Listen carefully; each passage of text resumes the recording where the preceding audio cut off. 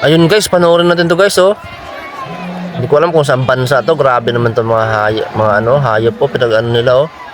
Pinag-aaway nila yung kalabaw, di ba? Katulong natin tong kalabaw sa sa pagsasaka, pag-aararo. Ito, ito yung ginawa nila, oh. Pinaglalaroan nila.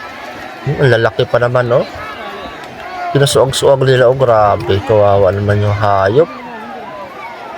Gaganda pa naman ng mga kalabaw na to, oh.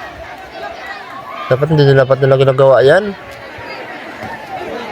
Kawawa naman yung mga kalabaw. Grabe, oh. Lalaking kalabaw nito guys, oh. Dapat ito inaalagaan kasi ito yung katulong natin sa paghahanap buhay natin, sa pagsasaka. Dapat hindi nila ginagawa yan. Hindi ko alam kung sa Pilipinas ba to o sa ibang bansa. Yun, oh. Grabe, oh. Okay, kawawa yung kalabaw talaga. Grabe, oh. Guys. Wala na, tinamaan na yung isa, oh. Nabao na sa ogoy. Yan, may tao pa dyan. Dapat ikaw suagin yan. Grabe, pag tinamaan sa mata, kawawa talaga yung kalabaw. Ano kaya ang premyo niyan? Pag nanalo kung ba't nila nagawa yan? Siguro malaki din ang premyo nito. Kasi isipin mo, ang mahal ng kalabaw na yan. Tapos, nalaroan nila ng ganyan.